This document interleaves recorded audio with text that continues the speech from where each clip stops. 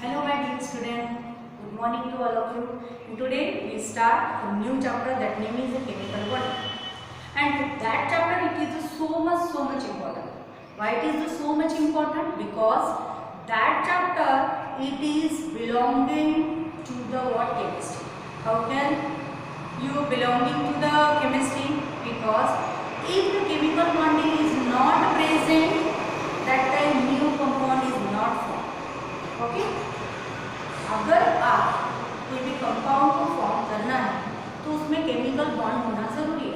Atom और atom के बीच में बॉन्डिंग होने से ही आपके पास क्या होता है, कंपाउंड फॉर्म होता है, राइट। इसीलिए अगर हम लोग टोटल पूरे अकॉर्डिंग टू पूरे मॉडर्न पीरियोडिक टेबल देखते हैं तो 118 element which are present in the modern periodic table, but that time only the 118 element is a made। 118 element हमारे मॉडर्न पीरियोडिक टेबल में है, पर क्या 118 एटम से 118 मॉलिक्यूल या 118 कंपाउंड बनते हैं? नहीं। केमिकल बॉन्डिंग मतलब केमिकल रिएक्शन होने के वजह से बहुत सारे कंपाउंड बनते हैं। एक ऑक्सीजन को लेने के बाद डिफरेंट टाइप के एटम के साथ रिएक्ट करके डिफरेंट टाइप के lot of molecule and compound they are formed, so that chemical bonding it is so much important. In a chemical bonding reaction we study the different types of the bonding, that is the ionic bonding, then chemical bonding, then different types of a theory, molecular orbital theory, VSP-RC theory, and then different types of the reaction they are including in that the chemical bonding, that all that thing which are studied in that the chapter. So let's see how can you form a chemical bond and what is the chemical bonding. Okay, chemical bonding it is a present in between the two molecule or two atom। एक और एक से ज्यादा atom के बीच में chemical bonding रहती है। तो chemical bonding which are formed by first bye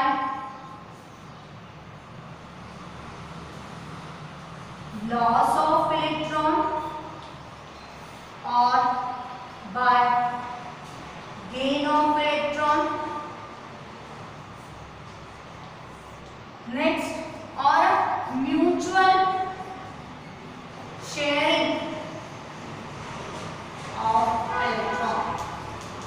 electron की म्यूचुअल शेयरिंग से, इलेक्ट्रॉन के लॉस होने से या इलेक्ट्रॉन के गेन होने से हमारे पास केमिकल बॉन्ड फॉर्म होता है। जैसे कि मैंने बात की H2 की, तो H2 ये आपका एक एग्जांपल है। यहाँ पे मैंने लिया तो ये हाइड्रोजन हाइड्रोजन यहाँ पे केमिकल बॉन्ड फॉर्म है।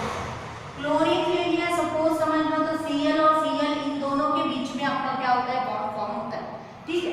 फिर अगर मैंने सपोज समझ लो Br2 ले लिया तो यहाँ पे भी आपका Br2 से Br इस टाइप से फॉर्म, यहाँ पे क्या होता है तो कंपाउंड फॉर्म होता है। यहाँ पे जो कंपाउंड फॉर्म हो रहा है यहाँ पे देख रहे हो आप लोग, तो ये आपका हाइड्रोजन हाइड्रोजन है, ये आपका क्लोरीन क्लोरीन है, ब्रोमीन, इनके बीच में जो बॉन्ड है ना वो डिफरेंट टाइप के बॉन्ड होते हैं, ठीक है। अब ये बॉन्ड जो यहाँ पे फॉर्म हो रहे हैं, एक तो आपके इलेक्ट्रॉन के लॉस होने से या फिर इलेक्ट्रॉन के गेन होने से ये आपका कंपाउंड फॉर्म होता है, या फिर म्यूचुअल शेयरिंग। इस टाइप से हमको दो टाइप के यहाँ पे बॉन्डिंग पढ़नी है चैप्टर में, ionic bond and covalent bond. उसके पहले हम लोग देख रहे हैं कि केमिकल बॉन्ड जो है बनाने के पीछे दो साइंटिस्ट है, उन साइंटिस्ट ने यहाँ पे केमिकल बॉन्ड के ऊपर डीपली स्टडी की। एक है आपके लेविस और दूसरे जो है वे है कर्नल। अब हम लोग देखते हैं कि कोसेल एंड लेविस दो साइंटिस्ट है, एक है आपके कोसेल्स एंड दूसरा है लेविस। ये दोनों साइंटिस्ट ने क्या किया, आपके केमिकल बॉन्ड के बारे में स्टडी की, डीपली स्टडी की। उन्होंने देखा कि Kossel and Lewis they both study about the chemical bond. उनके हिसाब से उनका कहना ये था कि ये जो आपका केमिकल बॉन्ड फॉर्म होता है वो एटम के बीच में फॉर्म होता है। कैसे फॉर्म होता है? तो वो आपका यहाँ पे इस जगह पे अगर आप लोग देखोगे तो ये आपका kernel plus outermost shell, इन दोनों से मिलकर kernel plus outermost shell से आपका एटम यहाँ पे क्या होता है? फॉर्म होता है। अब kernel it means the what? Kernel it means the what? Kernel it means the positively charge compound, positively charged atom and positively charged atom and what? Positively charged atom and the inner shell electron. inner shell electron. Atom का मतलब क्या होता है? Kernel and positively charge atom and the what? Inner shell electron. इन दोनों का combination is the kernel, ठीक है, and outermost shell electron. अब what is mean by the outermost shell and what is mean by the inner shell electron? अगर मैंने suppose समझ लो यहाँ पे मैंने क्या ले लिया? एक कंपाउंड ले लिया। जैसे कि मैं बात करती हूँ सोडियम की बात करती हूँ। सोडियम के पास होते हैं 11 एटॉमिक नंबर, तो यहाँ पे आता है 2 8 1, मतलब कि पहला आपका ये है न्यूक्लियस, ये आपका पहला शेल है और ये है आपका सेकंड शेल, राइट। पहले शेल में है आपके 2 इलेक्ट्रॉन, दूसरे वाले शेल में आते हैं आपके 8 इलेक्ट्रॉन और तीसरे वाले शेल में आते हैं आपके 1 इलेक्ट्रॉन, ठीक है। तो ये है आपका न्यूक्लियस। न्यूक्लियस का मतलब होता है आपका पॉजिटिवली चार्ज एटम और ये जो है ये आपके सारे क्या है? इलेक्ट्रॉन है। ये आपका क्या है? तो इनर शेल है, इनर शेल है और ये जो है इसको हम कहते हैं outermost shell, outermost shell. और आउटर मोस्ट शेल को ही हम क्या कहते हैं? तो इलेक्ट्रॉन की वैलेंसी कहते हैं। इलेक्ट्रॉन की वैलेंसी, इलेक्ट्रॉन की वैलेंसी जो होती है वो इंडिकेट होती है by the use of the what? Outermost shell electron से। आउटर मोस्ट शेल इलेक्ट्रॉन का यूज करके ही हम लोग क्या करते हैं? तो वैलेंस इलेक्ट्रॉन को क्या करते हैं? फॉर्म करते हैं, ठीक है। तो यहाँ पे हमारे कॉसेल और लेडीज क्या कहते थे? तो Kossel and Lewis both are the what? both are pictured in the positively charged atom and that is the kernel, and kernel it means the positively charged atom and the innermost shell and the outermost shell accommodate the what? Accommodate the what? आपका जो ये chemical bond को तैयार करने के लिए kernel, positively charge inner shell और outermost shell valency का यूज करना पड़ता है। अब ये कैसे? अब why the outermost shell electron? It is so much important in the chemical bonding.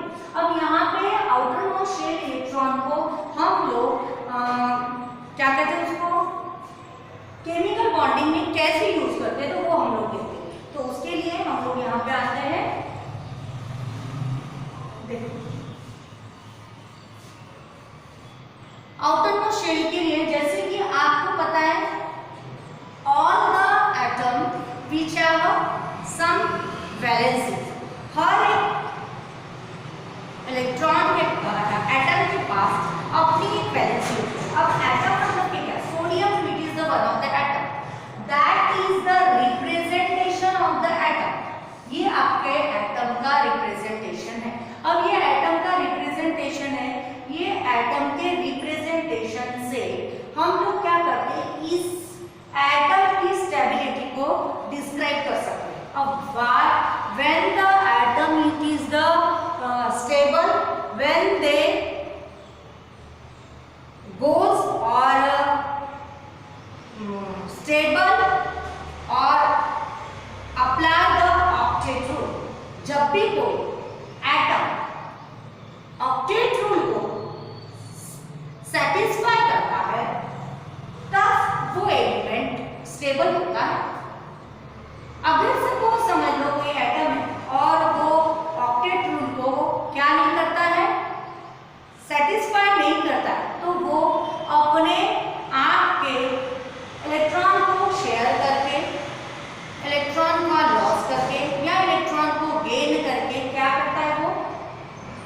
Electron को लॉस करके, इलेक्ट्रॉन को गेन करके या इलेक्ट्रॉन को शेयरिंग करके अपने स्टेबिलिटी को पाता है। जैसे कि बात की मैंने यहाँ पे Na की, अब आपको Na के पास पता है कि 2 8 1 है, मतलब कि आउटर मोस्ट शेल में 1 इलेक्ट्रॉन है। It means the outermost shell मतलब कि क्या, तो उसकी होगी वैलेंसी। अब वैलेंसी मतलब कि क्या, ऑक्टेट रूल को फॉलो करना मतलब कि क्या, octet rule it means that when any atom that is approach the 8 electron, 8 electron को अगर अप्रोच करता है आउटर मोस्ट शेल में, अगर उसके 8 इलेक्ट्रॉन प्रेजेंट होते हैं तो वो इलेक्ट्रॉन क्या करता है, स्टेबल कहलाता है। अब यहाँ पे बताओ, मैंने यहाँ पे अगर ये इलेक्ट्रॉन 1 अगर निकल जाता है तो आउटर मोस्ट शेल में 8 इलेक्ट्रॉन आते थे, तो इस कंडीशन में आपका ये सोडियम जो है मोस्ट स्टेबल कहलाता था, राइट। इस वजह से ये सोडियम जो है अपने पास का एक क्या करता है, इलेक्ट्रॉन लॉस करता है, समझ में आया। तो इस कंडीशन में सोडियम जो है अपने पास का एक इलेक्ट्रॉन को लॉस करता है। और सपोज समझ लो यहाँ पे दूसरा एक एलिमेंट आ गया क्लोरीन। क्लोरीन की अगर बात करते हैं तो उसके पास आता है 2 8 7, मतलब आउटर मोस्ट शेल में कितने इलेक्ट्रॉन है, तो 7 है। तो ये अपने ऑक्टेट को कंप्लीट करने के लिए इसके पास एक इलेक्ट्रॉन की जरूरत है, और यहाँ पे 2 8 1 है, तो ये अपने पास का एक इलेक्ट्रॉन यहाँ पे क्या करता है, देता है। और क्लोरीन जो है एक इलेक्ट्रॉन को क्या करता है, एक्सेप्ट करता है। जब ये अपना इलेक्ट्रॉन लॉस करता है तब एक जन अपना इलेक्ट्रॉन क्या करता है, गेन करता है। और इसी तरह से Na और Cl के बीच में क्या होता है, बॉन्ड फॉर्म होता है। Why? तो ये जो आपकी शेयरिंग हो रही है, ये क्यों हो रही है, for the atom stability. Atom जो है उनकी स्टेबिलिटी के लिए यहाँ पे क्या करता है, इलेक्ट्रॉन को लॉस करता है या फिर वो क्या करता है, गेन करता है। ठीक है, ओके, यहाँ पे समझा। हाउ कैन यू, आज हमने क्या क्या पढ़ा केमिकल बॉन्डिंग में। केमिकल बॉन्डिंग में हमने कॉसेल्स एंड लेविस ने किस टाइप की थ्योरी अप्रोच की है फॉर द केमिकल बॉन्डिंग के लिए, वो देखा। और octet rule it means what, octet rule it means the they approach the what 8 electron. जब भी कोई एटम 8 आउटर मोस्ट शेल में 8 इलेक्ट्रॉन को ले लेता है या एक्सेप्ट करता है, एक्सेप्ट करने के पीछे उसके 2 तरीके रह सकते हैं, इलेक्ट्रॉन को लॉस करना या फिर इलेक्ट्रॉन को गेन करना। इलेक्ट्रॉन को लॉस करके भी कर सकता है, इलेक्ट्रॉन को गेन करके भी कर सकता है।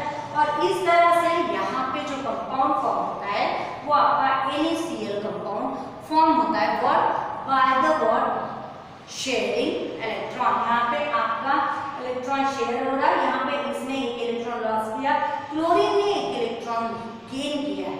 समझ में आ रहा है, मतलब क्लोरीन ऑक्टेट तक पहुंच रहा है और यहाँ पे सोडियम भी ऑक्टेट तक पहुंच रहा है। और फिर उसके बाद वो किस टाइप के बॉन्ड फॉर्म करते हैं। अब आपको मैंने बताया था कि केमिकल बॉन्डिंग में 2 टाइप के बॉन्डिंग प्रेजेंट होते हैं, that is the one is the ionic bond and second one is the covalent bond. Now that both the topic we see in the next class. Okay, ठीक है, okay, thank you.